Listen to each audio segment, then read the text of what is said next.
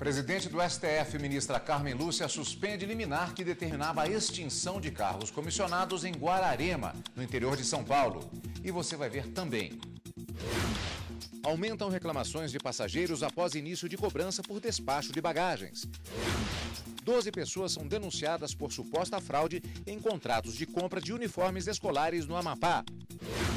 As regras para os trabalhos temporários. E o trabalho do Poder Judiciário para atender a população durante o Carnaval. Essas e outras notícias agora no Jornal da Justiça.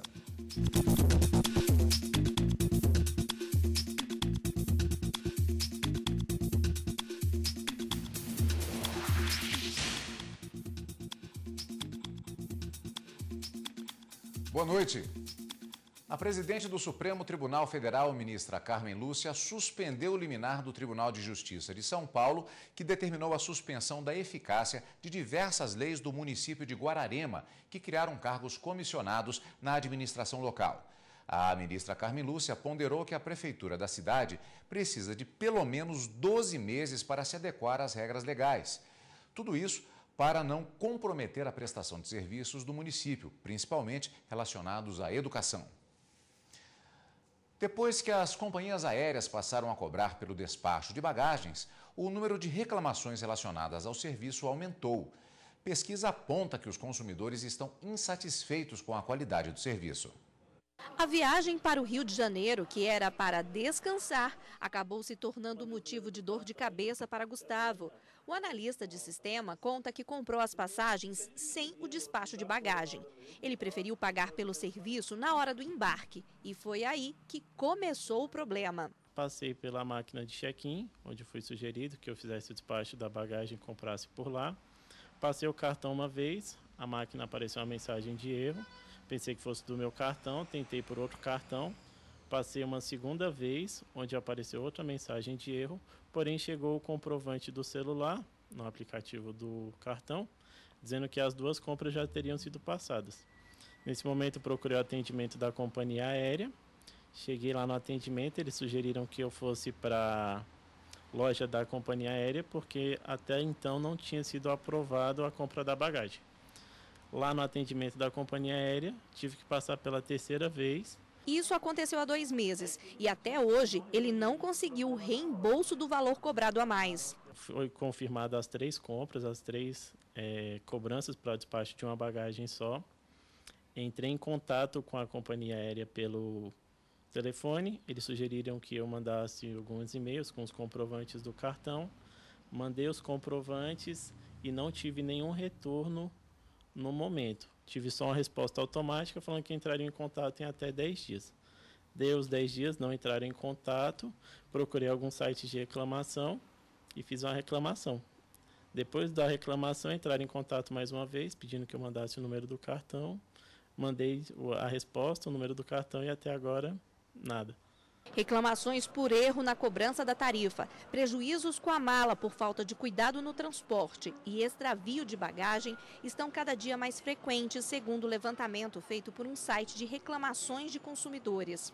A pesquisa aponta que no período de janeiro de 2016 até dezembro de 2017 foram registrados mais de 6.300 problemas relacionados a despacho de bagagem, número que representa um aumento de 37% no índice de reclamações depois que o serviço passou a ser tarifado. As companhias aéreas começaram a cobrar pelo serviço de despacho de bagagem no ano passado, depois que entrou em vigor a Resolução 400 da ANAC. A regra não define preço e permite a cobrança a partir de 10 quilos de bagagem. Caso haja problemas com o serviço, a recomendação jurídica é registrar a situação para ter provas e buscar o reembolso.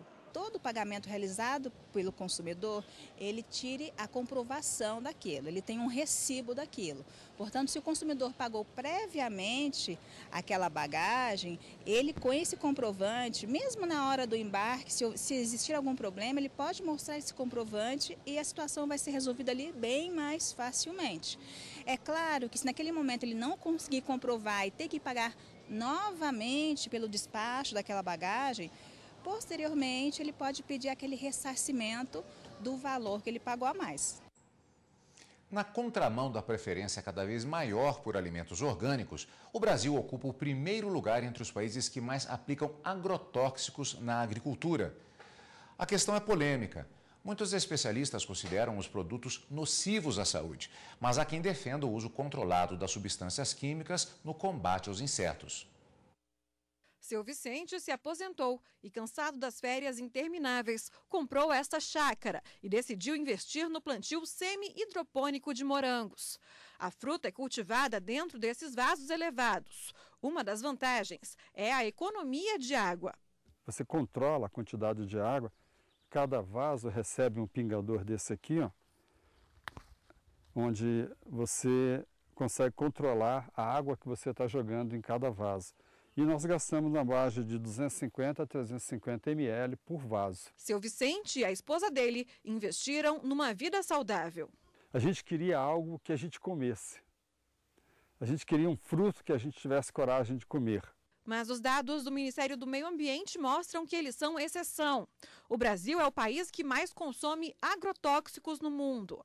Há quem acredite que eles são os inimigos de uma vida saudável, mas há quem defenda a necessidade do uso controlado desses produtos. Se você tem um problema de uma doença que vai acabar com a sua lavoura, você vai ter que usar um fungicida. Não é uma questão de querer ou não querer, é uma questão de necessidade. De acordo com essa pesquisadora, no Brasil são usados agrotóxicos proibidos em vários países do mundo. Se a gente pegar a quantidade de agrotóxicos utilizada hoje no Brasil, 30% é proibida na União Europeia. E se nós pegarmos os 10 agrotóxicos mais vendidos no Brasil, 2 deles são proibidos na União Europeia. E dentre eles, o 5º mais vendido, é um organofosforado, tipo de produto banido à União Europeia há mais de 10 anos, passou por um processo de reavaliação no Brasil. Esse produto ao qual eu estou me referindo se chama acefato.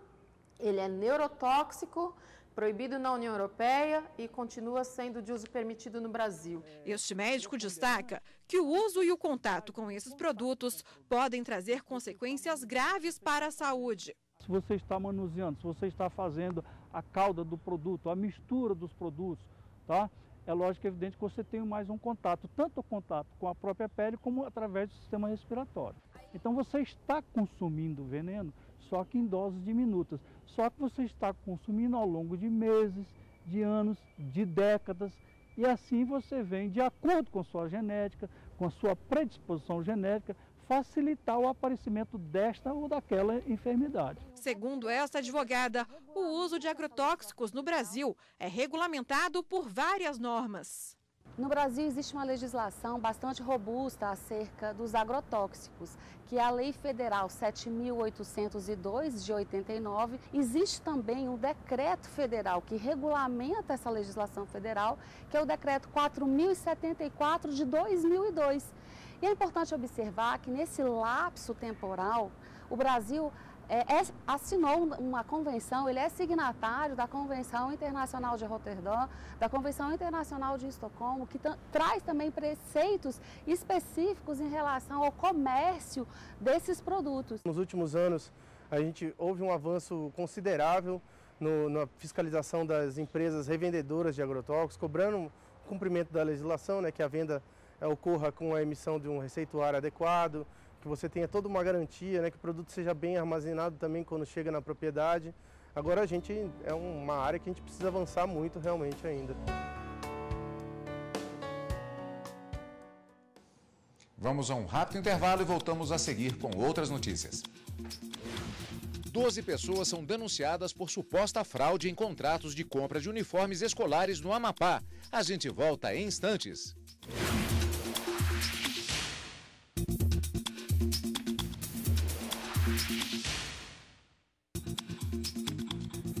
Em Macapá, 12 pessoas foram denunciadas pelo Ministério Público Federal por fraudar contratos para a compra de uniformes escolares. A compra dos uniformes escolares foi feita entre 2015 e 2016 pela Secretaria Municipal de Educação de Macapá, que utilizou verba federal de emenda parlamentar.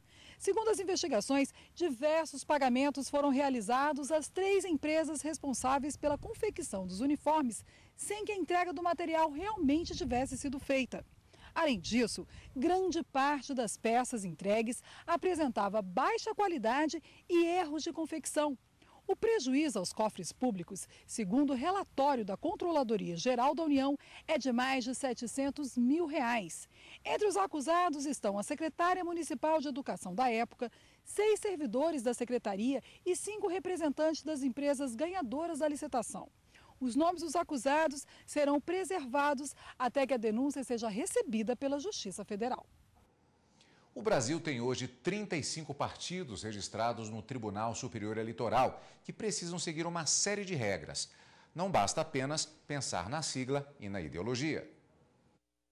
O primeiro passo para uma legenda é fazer o registro em cartório com a assinatura de pelo menos 101 fundadores com domicílio eleitoral, em no mínimo 1/3 dos estados. Depois, tem 100 dias para informar ao TSE sobre a criação do partido, com vários documentos anexos, como certidão com CNPJ, cópia da ata de fundação e da relação dos fundadores, além do estatuto. Em seguida, a agremiação tem até 2 anos para conseguir o apoiamento mínimo de cerca de 500 mil assinaturas de eleitores não filiados a partidos políticos e vários documentos que comprovem a veracidade das informações. Até o momento, há 67 legendas em formação. Desde o dia 20 de dezembro de 2016, todos os pedidos de registro de partido político devem ser feitos via internet por meio do processo judicial eletrônico. Já para trocar de nome, o partido deve entrar com requerimento no TSE. Os pedidos são analisados na Procuradoria-Geral Eleitoral e depois em sessão administrativa no plenário do TSE. Livros queimados. Isso mesmo, foi no interior de São Paulo. 2 funcionárias da escola foram presas. O caso reabre a discussão sobre qual o destino correto para material didático que perdeu a utilidade. As imagens feitas pela Guarda Civil de Salto de Pirapora, município do interior de São Paulo, mostram o que sobrou dos livros didáticos. O material não seria mais aproveitado pela escola e o argumento da diretora e da vice-diretora para colocar fogo no material é de que elas estavam fazendo uma limpeza antes do ano letivo começar.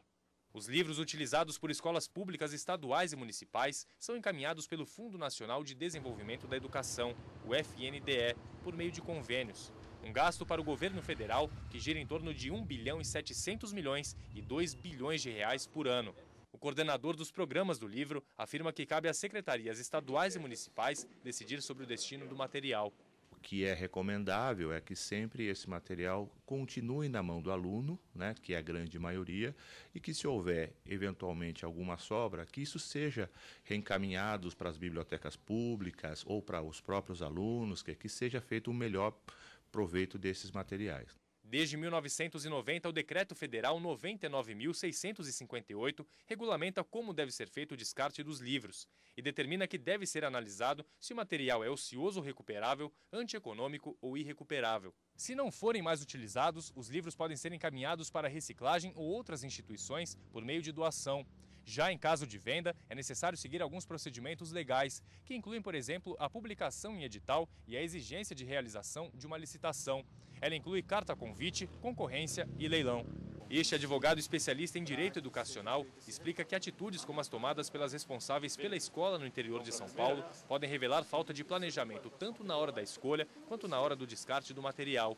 E lembra, os livros encaminhados às escolas estaduais e municipais são um bem público. Se o livro não atende à demanda da escola, a solicitação não foi feita de maneira adequada. Se há um excedente, revela uma falta de planejamento em função do quantitativo usual de alunos. E, de toda forma, ainda que haja algum problema de editoração, todos esses problemas que podem acontecer, eles não são solucionáveis simplesmente pela destruição.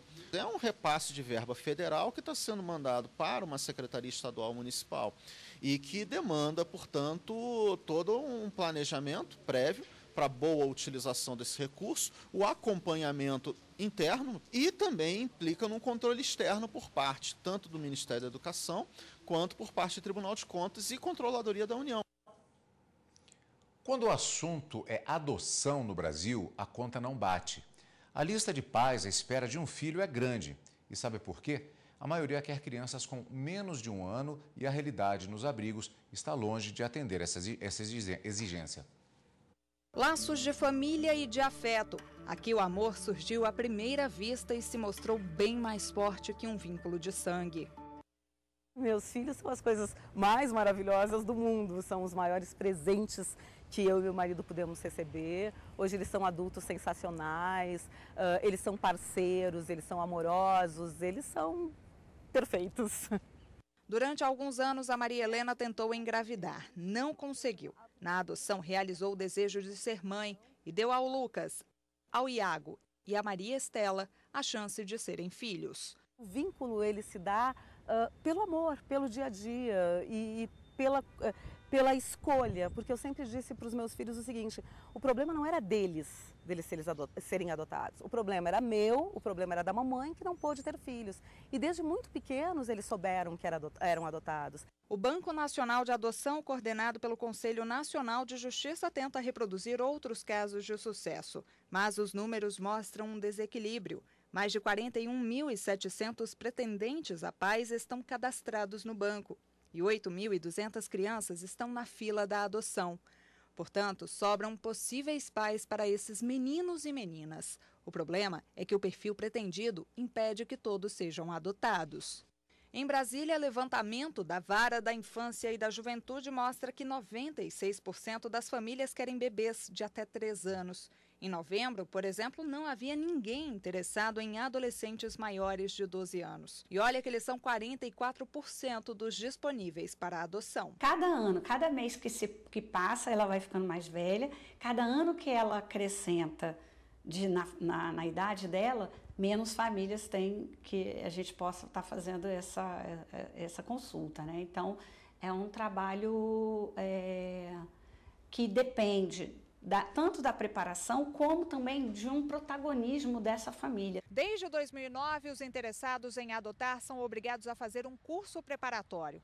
Nele, os futuros pais são orientados a abrir o leque de opções. Na chamada busca ativa, muita gente descobre que o filho ideal pode ser deixado de lado para que o filho possível seja, enfim, adotado. Esse é o grande desafio, né? Das pessoas negociarem com o seu próprio sonho, com as suas idealizações e acolherem aquela criança real, que tem uma história, que já tem uma família, que já teve vínculos que foram rompidos. Um ano depois da primeira adoção, a Maria Helena abraçou a causa e fundou o Instituto Amigos de Lucas, no Rio Grande do Sul.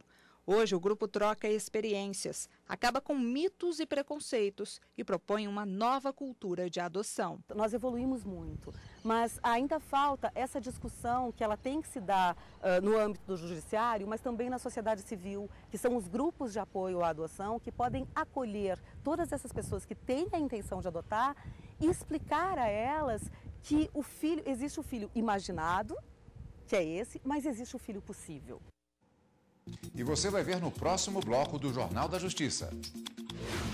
O trabalho do Poder Judiciário para atender a população durante o Carnaval. Voltamos já já.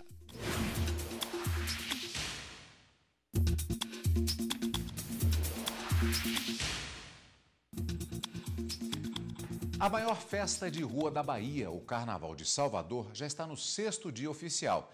Mas enquanto muitos querem correr atrás do trio elétrico, outros aproveitam a festa para correr atrás de um dinheiro extra com o trabalho temporário. Essa central de vendas de ingressos atende clientes de 9 camarotes e 17 blocos da Folia Momesca. Lucas aproveitou a oportunidade para trabalhar nesse período e juntar dinheiro para sua festa de formatura. Estou me formando agora e quero juntar uma grana para poder ajudar na formatura, na festa. Vale a pena, que é uma experiência bacana. Tanto o dinheiro quanto conhecer pessoas novas e experiência de trabalho também. Aqui nessa central o movimento aumenta tanto no carnaval que só mesmo contando com o reforço dos temporários para atender bem o folião. A gente tem funcionário temporário para todos os cargos da empresa, então vão desde vendas, entrega, produção, marketing, recepção. Independente do tempo que se trabalha, a gente assina a carteira de todos os funcionários temporários. Qualquer tipo de contrato de emprego, seja por tempo determinado, seja por tempo indeterminado, oferece para o trabalhador o conjunto de proteções que é oferecida em qualquer circunstância. Nós temos a anotação de carteira como um direito garantido, pagamento de férias, pagamento de 13º, o FGTS é recolhido. As proteções elas não são apresentadas como uma exceção, mas sim como uma regra em todos os casos. E se o trabalhador desenvolver bem a função, ainda tem a chance de ser efetivado e crescer dentro da empresa, como aconteceu com Larissa. Muitas pessoas começam como funcionários temporários e são efetivados, como foi o meu caso, né? Há 11 anos atrás eu entrei como funcionária temporária e permaneci na empresa, onde eu já passei por todos os setores e hoje eu estou aqui como gerente da loja. E enquanto uns se divertem, outros pensam na segurança do folião. O Poder Judiciário montou um esquema especial de atendimento em várias cidades do país, onde o carnaval é uma tradição que atrai milhares de pessoas e turistas. A ordem é redobrar os cuidados. Já são 3 dias de folia e muita diversão. Para Alessandra, a festa só vai acabar na semana que vem. Por isso, a ordem é aproveitar. Tá muito legal, tá muito bacana mesmo, cheio de família, policial, muito bom, muito bom. Tô eu e minhas filhas aqui, tá muito legal. Para que os foliões aproveitem ao máximo o carnaval aqui de Brasília, o Tribunal de Justiça do Distrito Federal montou um posto de atendimento que funciona nesse ônibus. Ele é da Vara da Infância e da Juventude. É que aqui em Brasília é grande número de menores de idade pulando carnaval. No local são atendidos vários tipos de ocorrência. A maior parte dos casos envolve consumo de bebida alcoólica por menores de idade e também crianças perdidas dos pais. No carnaval de rua, a gente sempre faz um trabalho educativo, tanto com as crianças, com os adolescentes, com os responsáveis e com os ambulantes. A prevenção, a gente acredita que é a chave do sucesso, então a gente tenta prevenir. Além da Vara da Infância e da Juventude, o Poder Judiciário também montou o Juizado do Folião. Recife, uma das cidades que mais recebem turistas no carnaval, tem um desses postos de atendimento. Ele funciona há 11 anos no Galo da Madrugada, um dos maiores blocos do país. Lá, a Justiça toma atitudes imediatas quando algo de errado acontece. De acordo com a juíza responsável pelos trabalhos, a atuação do juizado em parceria com as polícias civil, militar e outros órgãos garante a segurança dos foliões. Os números mostram que a presença do Judiciário e o esquema tático feito pela Secretaria de Segurança do Estado, mostrando a presença ostensiva da polícia, do Ministério Público, do Judiciário todos juntos, vem cada vez mais contribuindo para a redução da criminalidade nos polos de folia do Carnaval de Pernambuco. Esse ano tivemos apenas 5 ocorrências, entre elas posse de arma, desacato e injúria. Rio de Janeiro e Salvador, outras 2 cidades que concentram um grande número de foliões, também têm seus postos. A capital fluminense montou o juizado próximo a Sapucaí. Já na capital baiana, uma das preocupações é com a segurança das mulheres. Quando o assunto é carnaval, a Loisete já sabe. É bom sempre tomar bastante cuidado. E ela não se esquece. Com mais de 30 anos frequentando os blocos de carnaval, a hora é de aproveitar a festa. De divertir, claro, com certeza, esquecer um pouco o tumulto do ano, né? Foi muita coisa. Pois é, palavra de ordem do carnaval também é festa. E nessa hora, fantasia é indispensável. Mas se for alugada, não dá para pensar só em diversão. É preciso tomar alguns cuidados na hora de fechar o contrato. Sheik árabe, sultão ou príncipe indiano? Essa é a dúvida de Felipe na hora de escolher a fantasia para pular o carnaval. Há 5 anos, ele prefere alugar os adereços que vai usar para cair na folia. Além de já ter a fantasia pronta, o outro benefício é que a gente consegue devolvê-la e pegar o cheque calção de volta. Pelo menos eles têm essa política de deixar um calção como caso aconteça algum que estrague ou venha a se perder. Só no Distrito Federal, a expectativa é que aumente em 4% o índice de aluguel e venda de itens carnavalescos, em comparação com o mesmo período do ano passado. Nesta loja de fantasia, as regras do contrato de locação foram elaboradas pelos proprietários. Ao assinar o contrato, o cliente recebe uma cópia da mesma via que foi assinada. A ideia é que locador e locatário fiquem cientes dos direitos e deveres ao retirar um adereço. O documento estabelece condições de locação e até as penalidades que o cliente está sujeito caso ocorra algum problema com o produto. Nosso contrato ele informa tanto o cliente de multas, de lavagem, de sujeira, cláusulas penais também que são necessárias hoje no sistema de serviço, que nós somos prestadores de serviço, então tudo envolve, mas sempre visando para os dois lados. Mas para ter validade, este advogado lembra que o contrato precisa estar de acordo com as normas do Código de Defesa do Consumidor. Da parte do consumidor, é absolutamente vital que ele realmente gaste tempo lendo o contrato que ele está assinando. Então, em uma afirmação geral, aquilo que eu subscrever eu tenho que cumprir. É claro que se houver em um contrato alguma cláusula que seja reconhecidamente pelo CDC ou pela jurisprudência como sendo abusiva, mesmo depois de tendo sido assinado, o consumidor poderá discutir a nulidade desta cláusula, a perda da eficácia do que ali está estabelecido e buscar a defesa dos seus direitos através de uma intervenção judicial, por exemplo. Jornal da Justiça fica por aqui. Uma boa noite para você e continue aqui na TV Justiça.